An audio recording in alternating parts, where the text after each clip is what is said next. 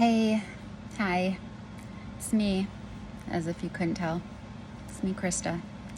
I've just been like having some thoughts lately, and I didn't want to like write an entire novel and make people like read whatever. I thought I would just pop out and like maybe make a video and say what's been on my mind. Because I try to be pretty authentic and transparent and put the real me out there on social media. I mean, I don't try to be like super negative all the time, even though I guess like realistically some things that happen in my life are pretty icky. But and I've been asked at times like, why do I put so much out there? And it's simply just because like, we're military, and sometimes like when you're far away from the majority of the people that you're close to, you know, across the country, and they're in like various different areas in the country, that literally is just the easiest way for me to just keep everybody up to date on what's going on, whether it be like a serious situation or just day-to-day things that happen in my life. For me, it is really exhausting for me to like try and like text message and update people, because for one, I honestly really do not like text messaging. I have neuropathy and my freaking fingers hurt. So, no. And most people don't like talking on the phone. So I am a person that would rather like call somebody and tell them what's been going on with me. But most people don't like answering the phone. So whatever, that's how it is. So yeah, I put everything on social media that is kind of important, and a lot of stuff that's not important too, just for funsies. But lately I've been kind of just like struggling a bit, I guess you could say, compared to how I normally have been in life. Most everybody knows that I have a genetic mutation that caused my colon cancer. Most people, though, when they find out about that, for one, they're shocked that I had colon cancer at such a young age. Because that's not the only cancer I've had. I was much younger when I had uterine cancer. But to have colon cancer in your 30s, that's not normal. I mean, it's not. And I know quite a few people that have had colon cancer as young as 10, earlier than that. Like, I see it all ages, all young ages. So, like, this disease has no discrimination. Like, it gives 0 Fs. Like, it comes after anybody. But people will be like, oh, so you're good now though, right? You're healed. It's not coming back? No more cancer. And it's difficult to explain to people because that's not how it works. Like, they took the cancer out of me. I like take the medicine. I'm better. Like, that's not how it works in my disease. It is literally a forever rest of your life, constantly being proactive, looking for the cancer that potentially will come back and will come back. How many times have we taken out like precancerous polyps, low dysplasia cancer, like mid dysplasia, high grade dysplasia?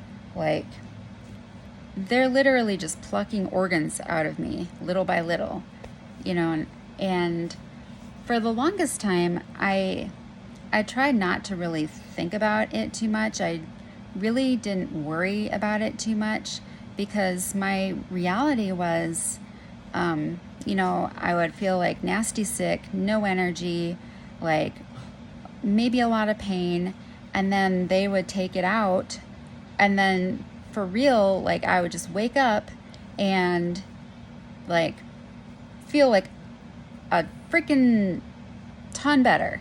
Like, a ton better, way less pain. I would have like the surgical pain, but it would be like nothing. I'd have a lot more energy. Like it would be like 1,000 times better. So that was really my reality. Like all these times I have a procedure or surgeries or whatever, and they're just taking crap out of me. Like I just expected like they would find what's wrong and they take out that freaking cancer, and then I'm like back to good, just move on. And so I kind of got this like idea, this mentality going on that like I was kind of invincible. Like no matter what was coming at me, like you just like freaking take it out of me, and then I just like, I'm better, like just move on with life. That was kind of how I was dealing with stuff. And I tend to just kind of be positive about stuff because I have a whole, positive in, positive out mind frame that I try to keep about me. And then, like this last year, things just got a lot more rough. I have had a lot less energy. I've been a lot more sick. And it has really like worn on me. It has really affected my mood. It's really affected my like ability to see things positively. And that's really been difficult for me. Sorry. I started questioning things like my mortality, honestly. And so it's been difficult. I am realistic about things. I do realize that, they can only take out so many things in a person's body before you can't live very much of a life. Your quality of life is going to be like sucky. My quality of life right now is, I don't know, some days not the best. But I try to look on the bright side. Like I still go to the bathroom on the toilet. I don't have a bag, so that's pretty good. I'm still eating food through my mouth, so that's pretty good. I try to look at it like that. I still have all my legs and arms, I have my hair. I look like a normal person. There's a lot of people that don't. So I really shouldn't be complaining. But inside of me, I don't feel like how I've always felt since I had colon cancer and my life radically changed, and they took out my entire colon and rectum, when they took out most of my stomach, when they took out my gallbladder, when they took out part of my small intestine, like when they've taken out this, when they've taken out the rest of when they took out my ovaries, like, when they continually take out more and more. This last year it's been harder. And then in the end of April, when I ended up in the hospital with kidney failure and I was septic, since then, I can honestly say that I've been living like a really different reality. Like I now am scared to go up and down stairs.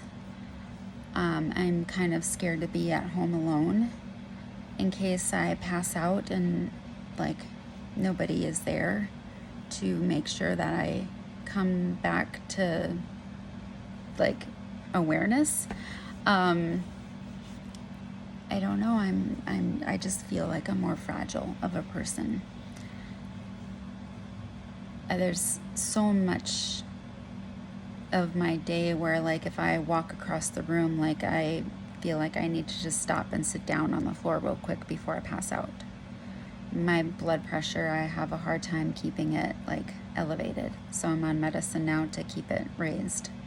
That was one of the issues. They weren't going to let me go home in April from the hospital because they had me on dopamine. My blood pressure was so low. Like, who has an issue with low blood pressure all the time? Like, normally it's the opposite, right? They want people to like lower the blood pressure. Like, everybody's on meds to lower their blood pressure. Not me. No, I have to take meds to make it higher because, I go to the doctor and they're like, oh, is your blood pressure normally this low? Do you normally, run like 80 over 47? I'm like, oh, crap, really? That might explain why I'm so tired today. And that's even with my medicine, It's like, sheesh, why is it so low? I don't know. But I'm supposed to see the cardiologist next week. So maybe we'll have a better idea. I don't know. My only guess is because I have such bad malabsorption that maybe it's affecting my heart. I don't know though. That's my only guess. But it is affecting me now, and it does worry me. So I was like literally like listening to a song on the radio yesterday, and it was kind of talking about like, be grateful for the moments that you have with people. Don't wait until they're gone and then you realize that you should have taken those pictures and you should have like told them how you feel about them. And that is something that I have always, like, for a really long time now, like, made sure that I tell people that they matter to me, or I make sure that I try to like not take things for granted. And I just wanted to like really just put that out there because things like that have been on my mind a lot. And so I just want to like reiterate it for others out there, like, tomorrow is not ever promised to any of us.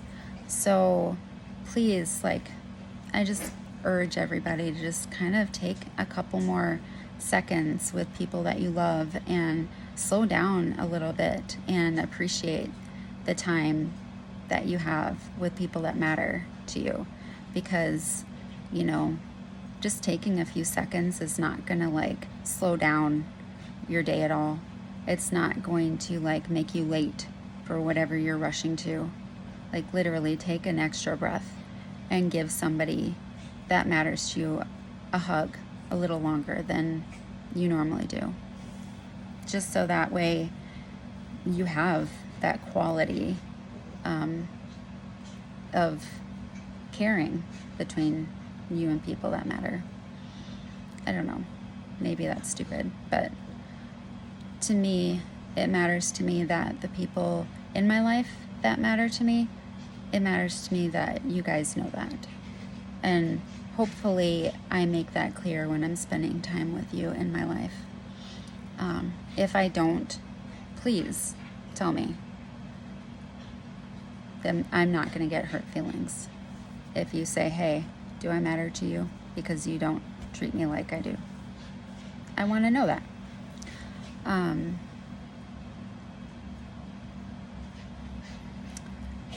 But the nice thing that since we've moved to Pittsburgh is I feel like we have been able to have like times where like life has kind of slowed down, and I've been able to actually feel like I can have those nice moments with my family, and I can like call my friends and just be like, hey, I'm checking in on you. Are you doing okay? And I can drive around in the city and I can notice things that, just seem like just kind of beautiful.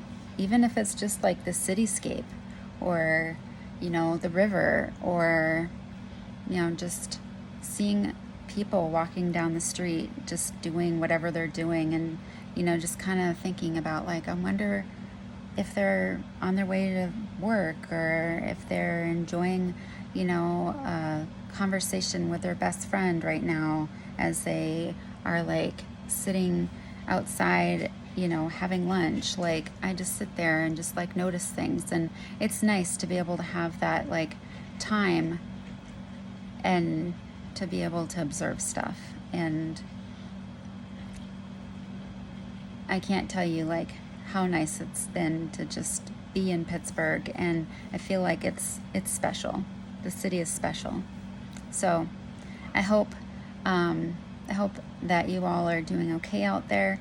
I hope that my ramblings of this crazy woman has not bored you to death. And I hope you all know that you really matter to me.